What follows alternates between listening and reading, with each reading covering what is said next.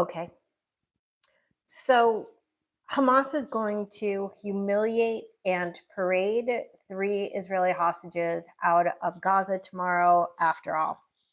Spoiler alert, they never actually planned on holding back the release in the first place.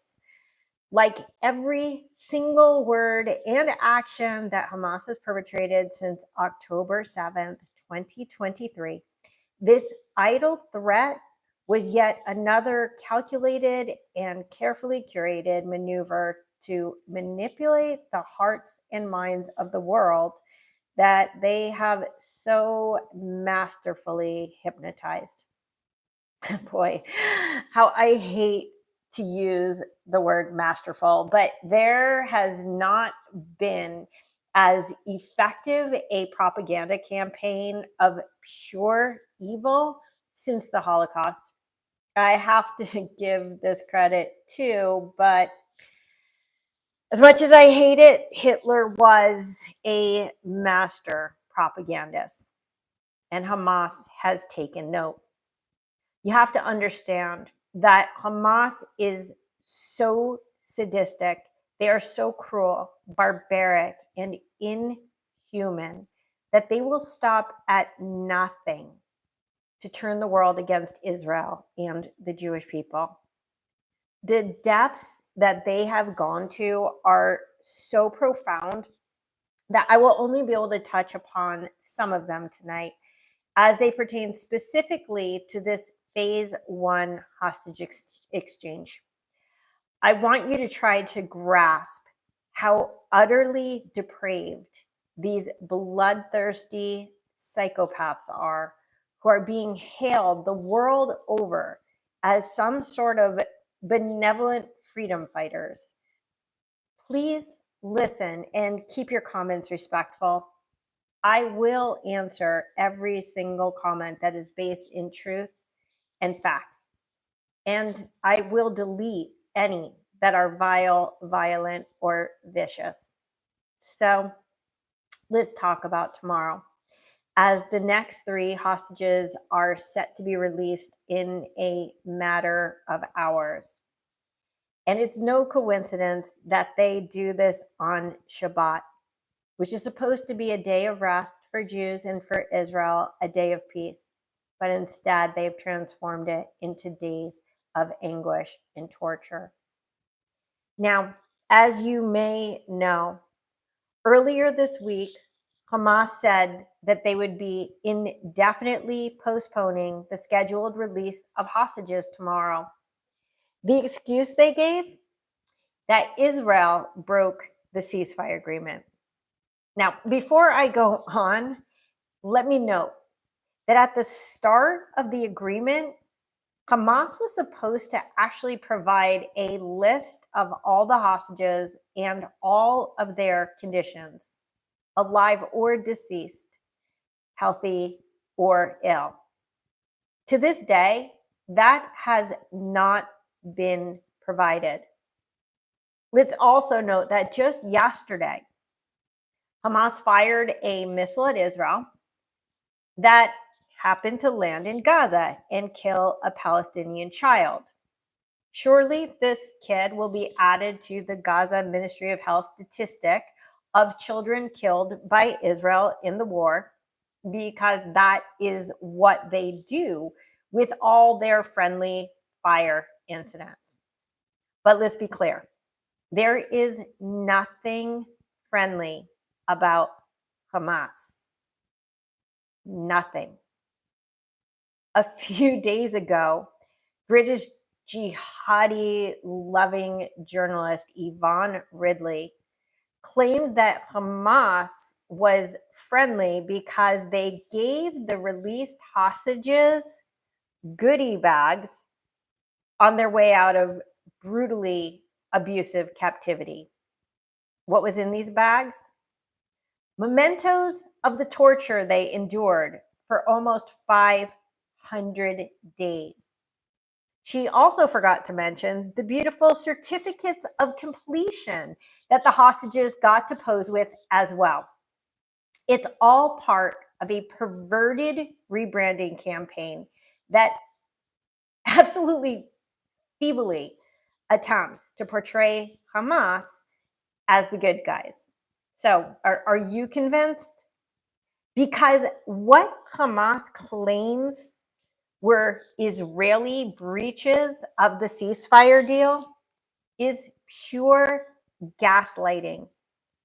Keep in mind that Hamas has broken every single ceasefire agreement with Israel ever, including the one that was in place on October 6, 2023. But I digress. The reason that Hamas suddenly made all these false accusations about Israel was simply to divert attention from last weekend's horror show and to try to turn the tables of world sympathy once again on Israel. Let's look at Hamas's stated reasons for threatening to keep the hostages against the terms of the agreed upon deal. A deal, by the way, which is very, very favorable to Hamas itself. Now, the first, Hamas claims that the IDF shot at Gazan civilians against the rules of the disengagement. Quick note. According to Hamas's narrative, there are actually 0 terrorists or militants in Gaza, only innocent civilians. So keep that in mind. Yeah, like those ones in like the masks and the headbands with the machine guns, those innocent civilians. So what happened in this alleged shooting incident that they claim Israel broke the ceasefire? Well, there is right now an agreed upon buffer zone of 1,000 yards, which is nothing, that is enforced to prevent Hamas from perpetrating another 10/7 again and again, as they have threatened again and again that they will do if given the opportunity. Now, a group of these civilians ignored IDF warnings and came within 300 yards of the Israeli border. So yes, they were shot. That was Hamas going blatantly against the terms of the ceasefire, not Israel. There is no way that Israel is going to allow the terrorists back to its borders, nor should they. It is the IDF's job to protect Israel. They failed on 10/7, but they're sure as hell not going to fail again. Let's look at the second claim.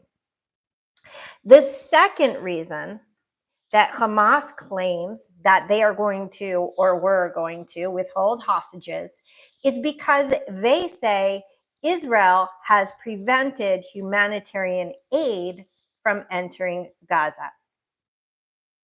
This is as transparent an effort as it gets, as they know their starvation claims have gripped the planet, despite Israel facilitating over 3,000 calories per person per day into the Gaza Strip over the course of the war. So people hear aid trucks and hearts start bleeding. Oh, there's only one problem. Israel has not only been letting 600 trucks of humanitarian aid into Gaza every day during the ceasefire, but even the staunchly anti-Israel bureaucrats at the United Nations have attested to these provisions. So you can question Israel all you want. The fact is, the aid is getting through, and these claims by Hamas are completely fallacious. Now, third claim. Hamas is complaining that Israel won't allow heavy equipment into Gaza. That one is true. Why? Because it's stated in the deal that the rebuilding process cannot begin until all the hostages are freed. There are still 76 in captivity, 76 crimes against humanity, I might add. And so, according to the terms of the actual agreement, heavy equipment is not allowed into Gaza at this time. But all people know is that big bad Israel is stopping machinery from crossing the border. Sounds legitimate, doesn't it? Again, none of these claims is valid. They are all actually violations by Hamas, not Israel.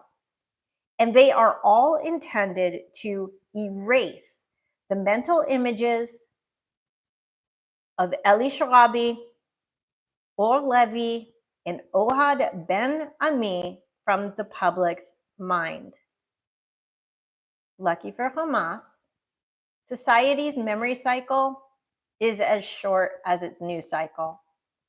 And the gross public humiliation of these three men as they stood starved and beaten in front of a rabid, jeering crowd is all but forgotten. As soon as someone yells, yeah, but it's the Jews who are actually evil. It doesn't take much these days. Perhaps you've seen the viral side-by-side photos of a Hamas terrorist prisoner who was released from Israeli jail this past week. Again, no coincidence that this photo op occurred directly after this disgraceful hostage release of three innocent, I might add, Israeli men. The person who posted these photos of the Gazan terrorist claims that they are of her beloved teacher before and after Israeli prison. Picture on left, normal and healthy. Picture on right, on death's door.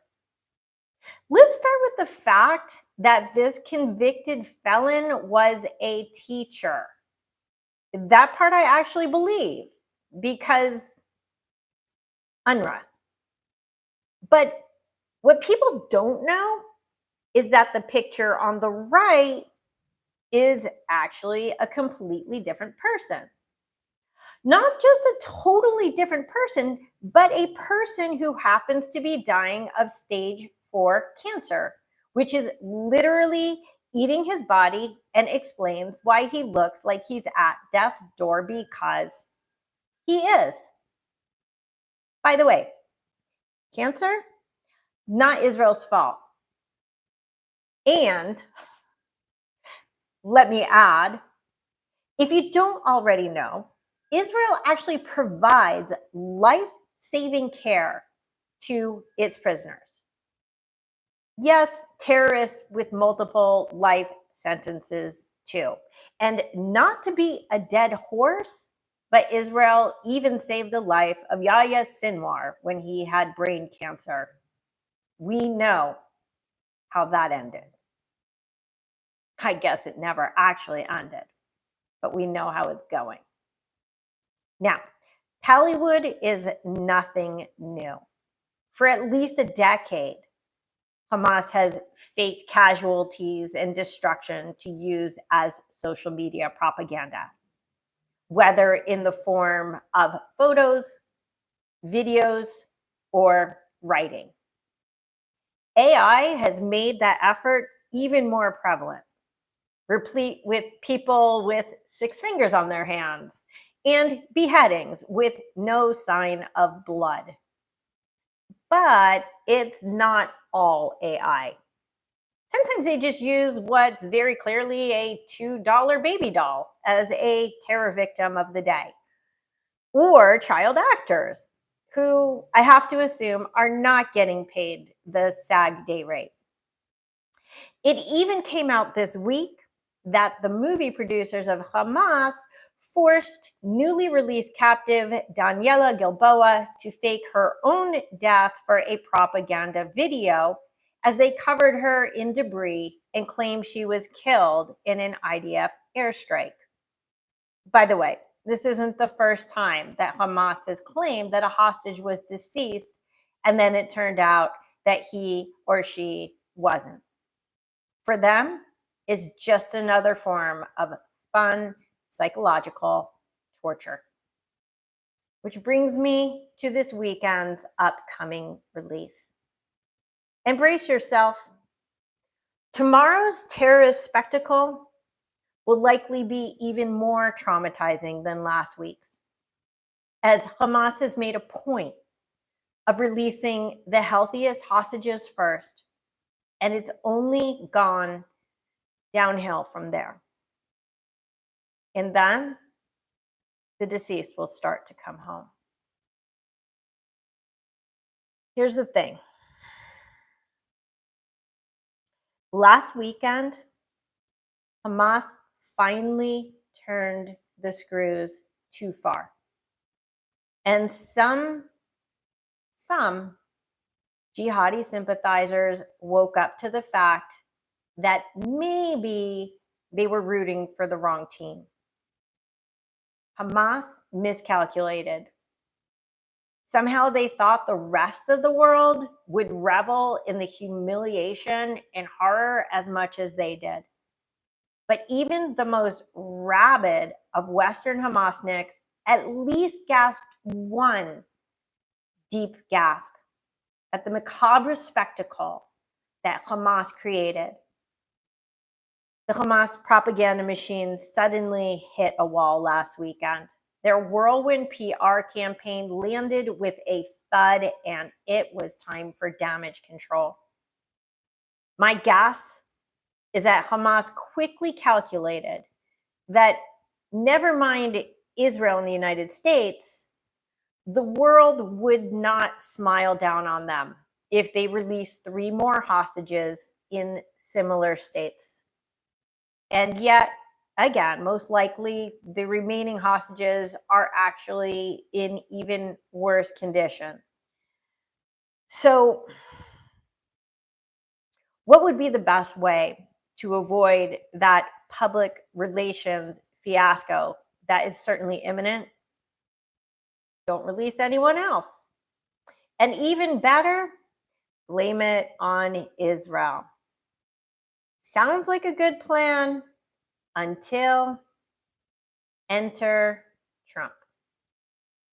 Now, President Trump hears that Hamas is intending to hold back the hostages and reacts that if every single hostage is not released by noon tomorrow, all hell will break loose. And I quote, one problem. This whole entire war would have been like a 1 or 2 or 3-day war in the first place if it weren't for the hostages.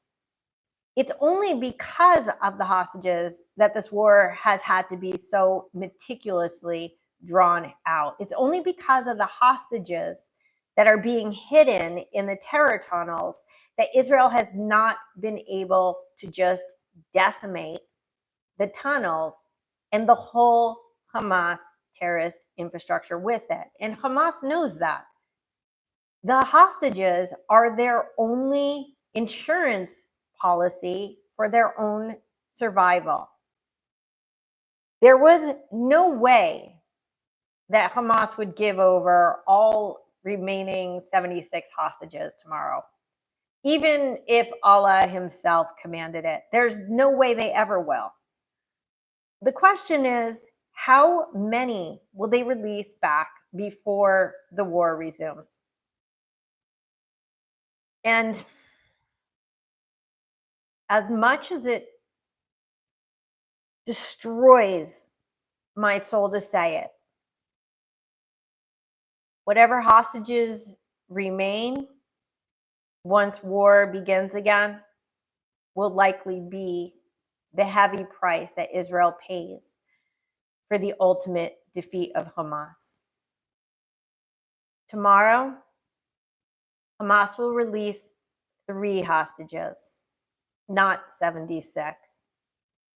They're making a big show of this purported goodwill gesture in a desperate attempt to get back into the world's good graces. Of course, this is also in direct defiance of Trump and a deliberate provocation to make Israel and America look weak for not taking consequential action. But consequential action is unlikely to be taken until every possible hostage is brought home to Israel, however long that takes. This weekend, Sagui, Dekel, Chen, Sasha Truvanov, and Yair Horn are slated for release. Sagui is a dual American-Israeli citizen. Surely he was added to assuage, on some level, President Trump by letting an American come home. And there actually is a ray of light in this darkness. Sagui will come home to meet his 1-year-old baby for the first time. So in all, these bittersweet releases that have occurred to date, that will be some pure and utter and well-deserved sweetness. Now, Sasha is a dual Russian-Israeli citizen. Do you see a pattern here? Thank you, Putin, for that one. This is all just a series of political games for Hamas. And Putin is not on the right side of history. Just FYI. Personally, I'm shocked it's taken this long to get Sasha released. And then there's Argentinian Israeli Yair. A few weeks ago, he was added to the list, but his brother Eitan, also a hostage, was not. Neither one of these men is a soldier. And as we've seen, Hamas takes a great thrill in weaponizing their terror against families in every possible way. Releasing one brother and not the other is another case in point. Of the 3, Yair is the one I am most worried about because he would only be on the humanitarian list for health reasons, and only if his health was in grave danger. I'm praying for the best, but tragically expecting the worst. Hamas has done everything they can to torture the hostages, their families, and the whole nation, down to the very last detail and the very last possible moment. In November of 2023, Shiri, Ariel, and Kfir Bibas were scheduled to be released. And Hamas claimed they couldn't be located. Then they claimed the Bibases were killed. But no evidence has been provided to date. It is possible that the Bibas family, with the only 2 children who remain in captivity after about 500 days, is still alive. And that this is just yet another turn of the screw. My guess is that phase one will end when Hamas fails to return the Bibas family to Israel as promised and as the whole nation awaits. The PR will just be too damaging for Hamas, and they know that phase two is a pipe dream at this point anyway. Hamas's death warrant has been signed, and they are their own signatory. It's also devastating. And as long as even one hostage remains, our heart will stay captive in Gaza.